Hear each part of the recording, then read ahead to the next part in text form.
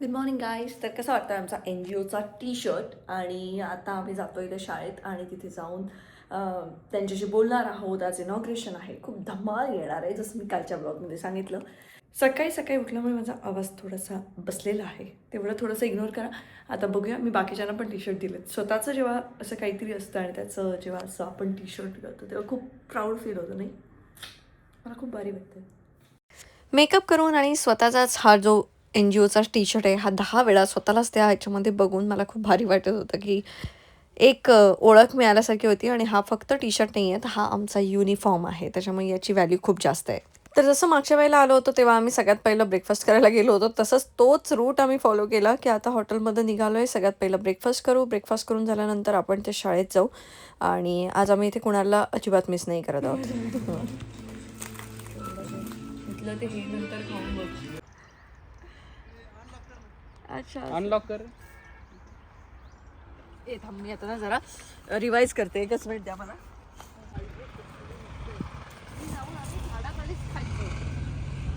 आणि मला आई शिव्या घालायची, कफ होतो म्हणून. आणि शाळेत विकायला घेऊन यायची मुलं. नको नको, कुणाला शिव्या घालेल. कफ झालाय, आधीच सर्दी खोकला. पिकले पूर्ण. पण कसली लागतात ना ती, अशी छोट्याशा त्या ह्याच्यातनं विकायची, माहितीये ना, लाकडी तो हे त्याच्यात भरून भरून असे विकायला द्यायचे. आमच्या शाळेत मुलंच विकायला घेऊन यायचे आणि त्यातनं मग ती जत्रा बित्रा असायची तेव्हा ते पैसे वापरायचे. काय होते रे ते दिवस.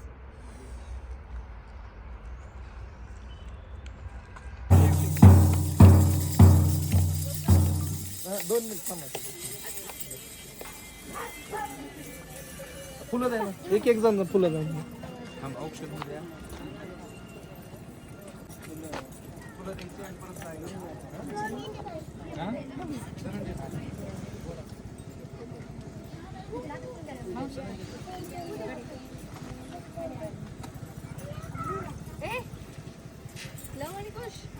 मला दोघांचीच नाव माहिती आहे. अंकुश इकडे आहे. आणि तो तिकडे आहे. ट्विन्स आहे तो. समोर बघ. हात वर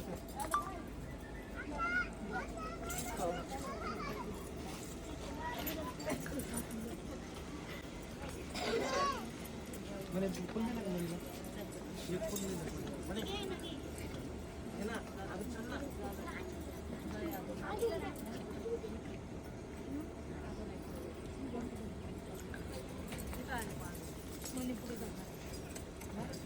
Say good morning. Say good morning. नमस्ते, गुड मॉर्निंग. सगळे सगळे सोबत म्हणा. गुड मॉर्निंग टीचर, एक साथ नमस्ते. Thank you.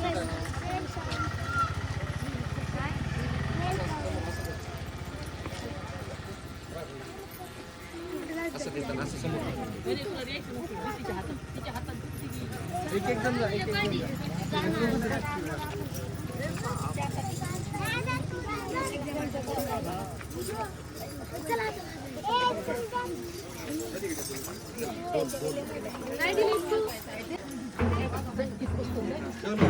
आणि पहिल्यांदा वरची स्टेप घ्या, वरची स्टेप घ्या.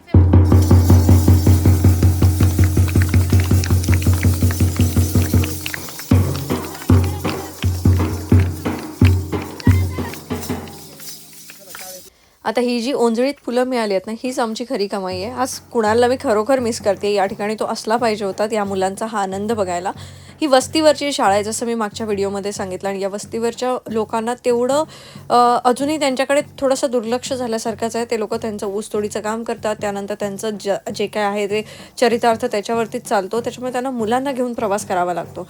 आणि त्याच्यामुळे त्यांच्या शिक्षणामध्ये बराच एक खंड पडत असतो. आणि अशा वेळेला आम्ही वस्तीवरची शाळा निवडून ती शाळा आज आम्ही चांगली केली आहे, कारण आमची सगळ्यांची इच्छा आहे की तिथला कोणीतरी शिकून खूप मोठं व्हावं आणि तिथला कोणीतरी त्या भागाची सुधारणा करावी.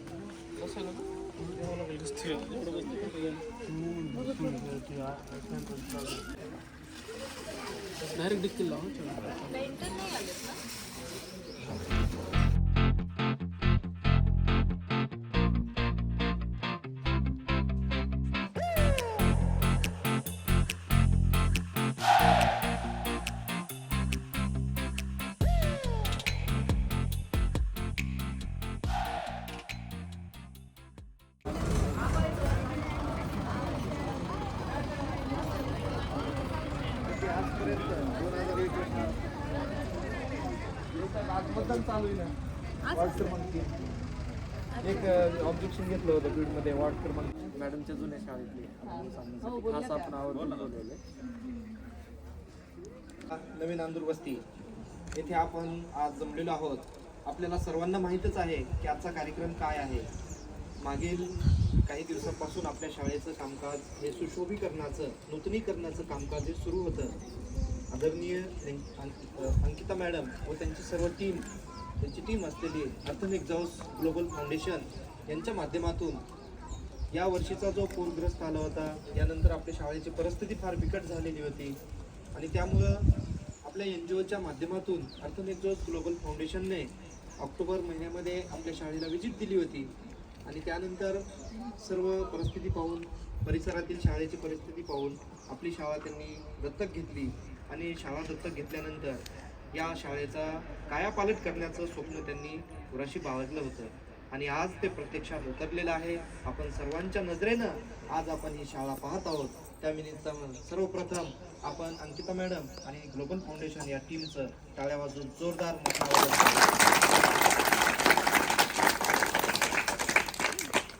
जिल्हा परिषद प्राथमिक शाळा नवीन अंदूर वस्ती ही शाळेचं सुशोभीकरण व नूतनीकरण केल्याबद्दल आपली एक भूमिका अशी असते की कृतज्ञता व्यक्त करणे.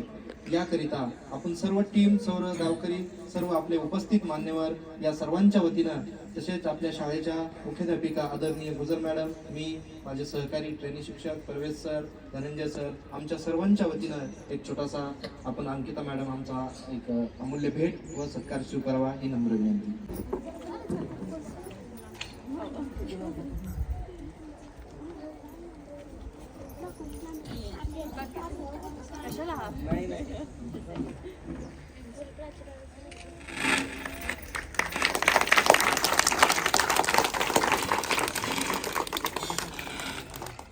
तसं बघायला गेलं तर याआधी आपण खूप वेळा समाजकार्य केले, पण NGO चालू झाल्यानंतरचं हे आपलं पहिलंच समाजकार्य होतं आणि त्यातही मला ही अशी भेटवस्तू मिळणं आणि त्यांच्या कृपेनेच हे काम माझ्याकडनं घडून आलं मी म्हणेन आणि मला ही भेटवस्तू मिळाली जी मला खरंच अनपेक्षित होती आणि खूप छान वाटतंय अशी भेटवस्तू मिळणं. त्या मुलांनी जी फुलं दिली आहेत ती फुलंसुद्धा आम्ही प्रिझर्व करून त्याची एक छान फ्रेम बनवणार आहोत. ती पण मी तुम्हाला माझ्या डेली व्लॉगमध्ये नक्कीच दाखवेन आणि शाळा सुटलीचा एपिसोडसुद्धा येईल. तुम्हाला त्यामध्ये अजून काही डिटेल्स बघायला मिळणार आहेत. या एपिसोडमध्ये मी तुम्हाला फक्त हे बिहाइंड द सीन्स की आम्ही तिथे जाऊन काय केलं, आता शाळा कशी आहे, हे जास्त दिवस आता मलाच न सांगता राहणार नाही, म्हणून मी फक्त तुम्हाला या व्हिडिओमध्ये सांगते.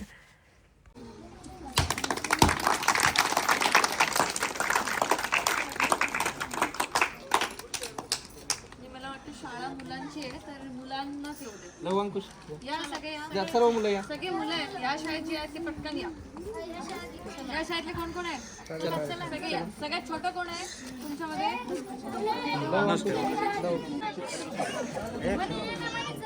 मोबाईल मागे ना झूम कर ना. एक आणू का? टाळ्या वाजवायच्या सर्वांनी जोरदार.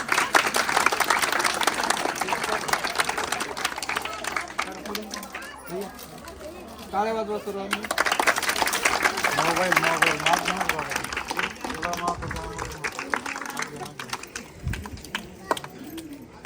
एक मिनिट.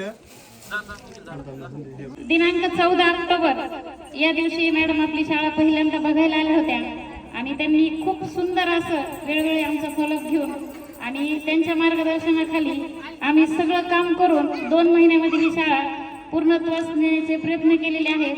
ते प्रयत्न करताना मॅडमलाही काही अडचणी आल्या आणि मी नवीन असल्यामुळं मलाही बऱ्याच अडचणी आल्या, पण त्या कोणत्याही संकटावर मात करून जेव्हा आपण यशस्वी होतो तो आपल्याला खूप चांगला आनंद असा वाटतो. आज आपल्या शाळेची पटसंख्या जरी कमी असेल तरी मी मॅडमला अशी ग्वाही देते की ज्यावेळेस तुम्ही मॅडम पुढच्या वर्षी जूनमध्ये येता त्यावेळेस तुम्हाला मी फोन करून सांगेन की मॅडम आमच्या शाळेची पटसंख्या ही वाढलेली आहे आणि त्यासाठी आम्ही प्रयत्न करू. आजचा हा कार्यक्रम म्हणजे थोडक्यात एक स्नेहसंमेलनच होतं आणि छान असे त्यांनी प्रोग्राम सेट केले होते. छान गाणी, नाच सगळं काही बसवलं होतं. सो त्या सगळ्या प्रोग्रामची आम्ही मजा घेतली आणि त्यानंतर खऱ्या अर्थाने शाळा आता मुलांना छान वाटतेय. मुलं कशी त्या शाळेत वावरतात हे सगळं आम्ही बघितलं. शाळा सुटलीचा एक एपिसोड तिथे आम्ही शूट केला आहे. तो सुद्धा तुम्हाला लवकरच बघायला मिळणार आहे. सगळ्यात पहिलं मी तुम्हाला काही सांगण्याआधी मी म्हणते की आमचे पेंटर दादा इथे या, समोर या. वॉटर प्रूफिंगवाले दादा या. ते फॅब्रिकेशनवाले दादा कुठे गेले? राजेश भाऊ या.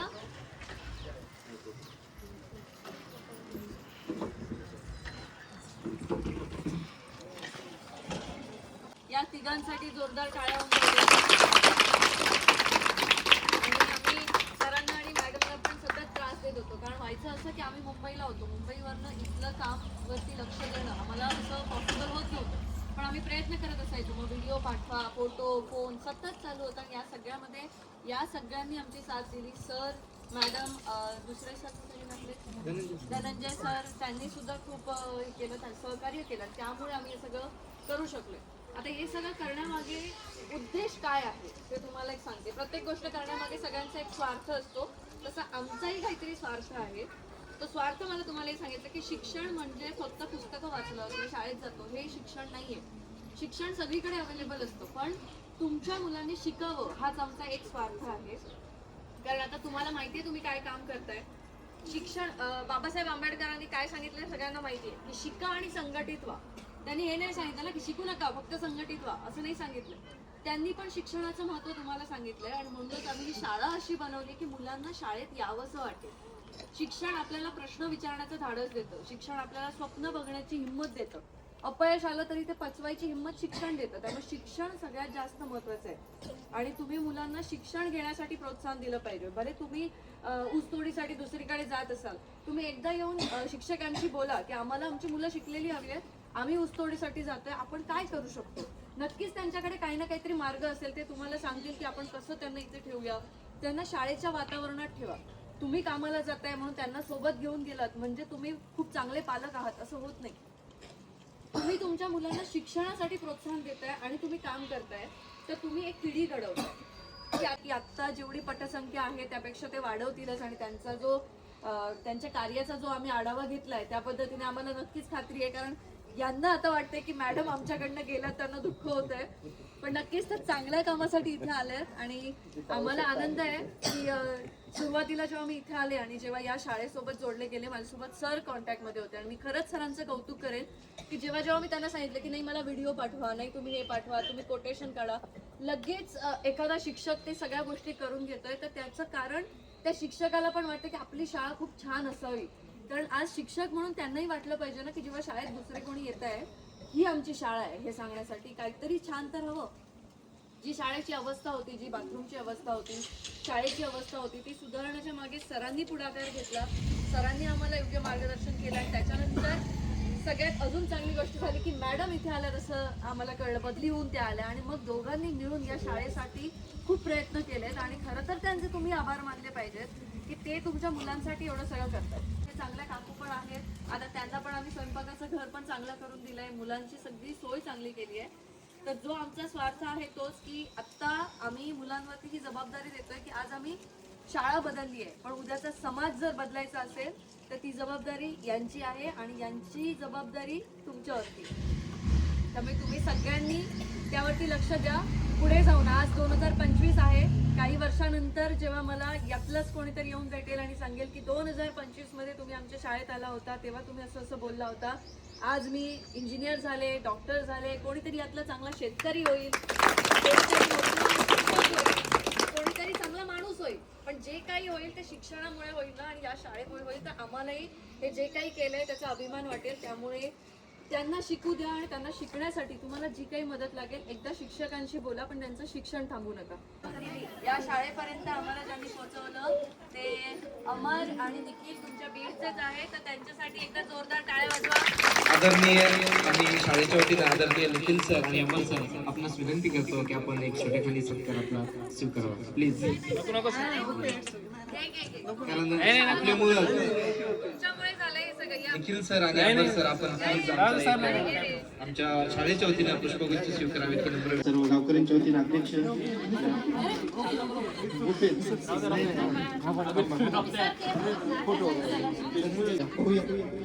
आपल्या बीड जिल्ह्याचे सुचवलं की आमच्याकडे पण फार परिस्थिती आहे आणि हा आपला जिल्हा मजुरांचा जिल्हा, ऊसतोड कामगारांचा जिल्हा म्हणून ओळख आहे आणि या ओळखीची जाण ठेवून त्यांनी या एनजीओच्या माध्यमातून अर्थनेक्झस ग्लोबल फाउंडेशनच्या माध्यमातून हे काम आपल्यापर्यंत पोहोचवलं, त्याबद्दल आपल्या निखिल सरांचं हार्दिक अभिनंदन.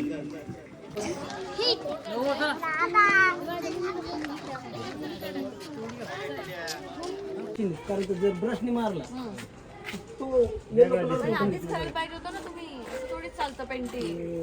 मग असं कसं चालेल?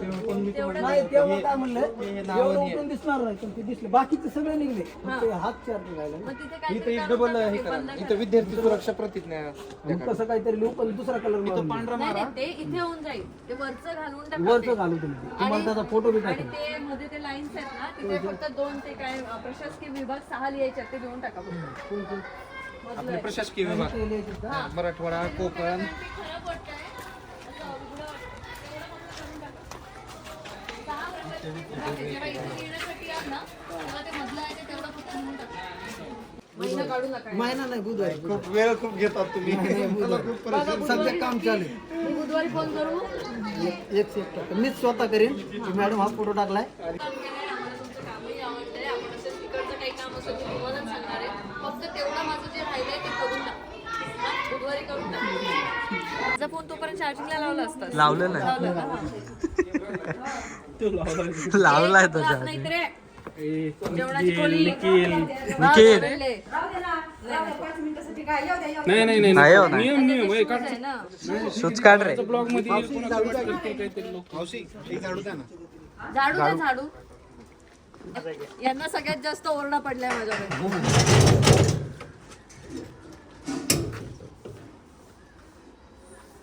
आता पावसात जर शाळा जळली तर मी फोन केला.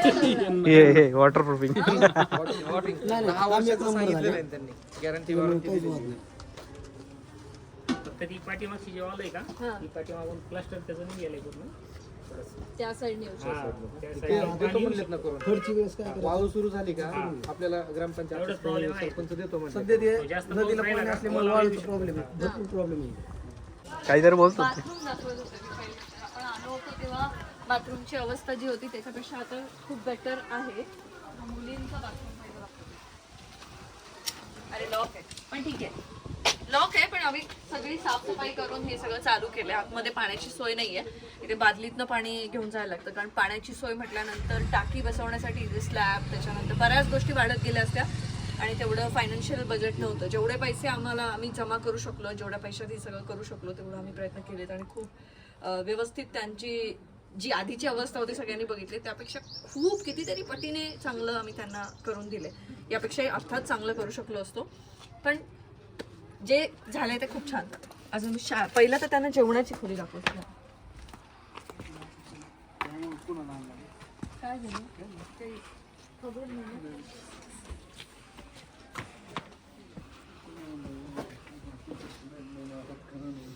जेवणाच्या खोलीमध्ये इथे चूल होती आणि त्याच्यामुळे खूप काळं धूर वगैरे व्हायचा. आता सगळं साफ करून त्यांचे तांदूळ वगैरे सगळे इथे आहेत.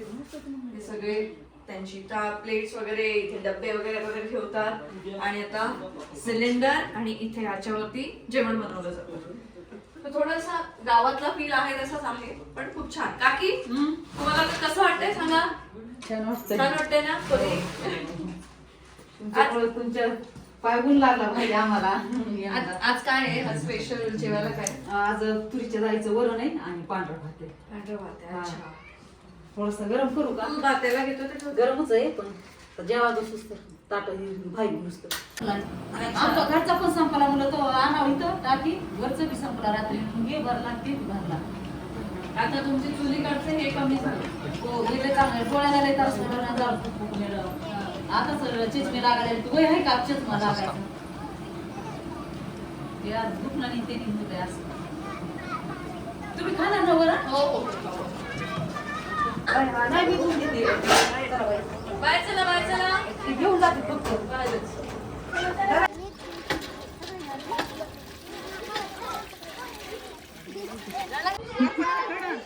करपील नाही ना भात हा याला देऊन टाक तुला आवडतं? भारी लागतं ते छान असतं. मला हे आवडतं दूध टोपात हे साय ते खरवडून खायची असते ना खरवडली ती आवडते.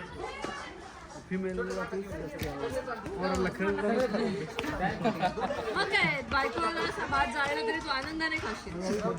हो नाही जात. तो जाय जात ना नाही बाई बाबू. अरे. मागे बाई. कोणी पण मला काय चालू हाफ पॅन्ट वाला लव आहे. हो. हाफ पॅन्ट वाला लव आहे फुल पॅन्ट वाला अंकुश आहे.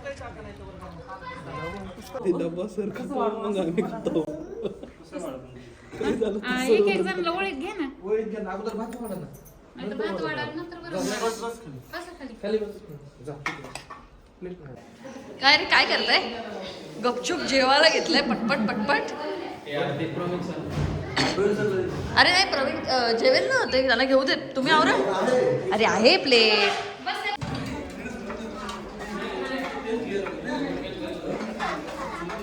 प्लेट्स घेऊन येतोय. सौरभ तो ठेचा विचा पण घेऊन ये. ठेचा आणि पण घेऊन ये. सगळेच जेवतील. चावी दे प्रवीण. आणतोय तो.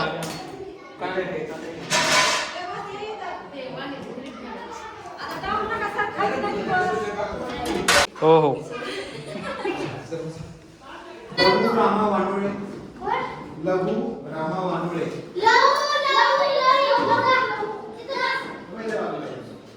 हे ठेवतानाच घे ना शॉट. ठेवतानाच सगळे मागे टेकून बसा. कसे शांत बसलेत सगळे मस्त वाटतायत. अजून थोडा वेळ.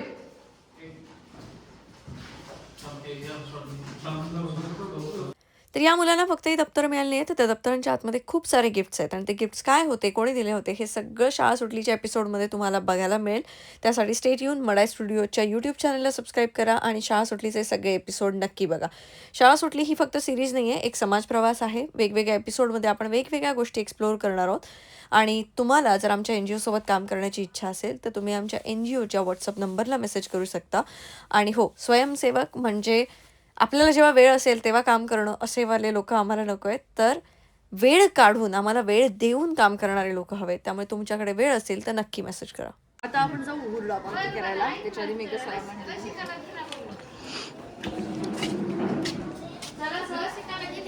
आम्ही निघतो.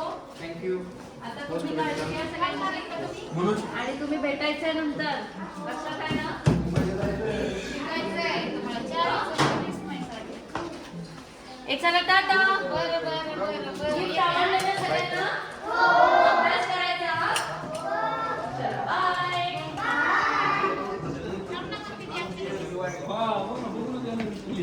चला बाय. चला चला या पुन्हा बरं. नक्की नक्की तुम्ही आता पुढच्या वर्षी आम्ही स्नेह संमेलन ठेवू. हो हो तेव्हा चालेल तुम्ही या. चालेल. मुलं वाढवा आता इथे. हो वाढवते ना. सगळ्यांना इकडे घ्या. Bye bye. अभ्यास करा सगळ्यांनी. एकदा बघा काय राहिले का आपलं. चला चल.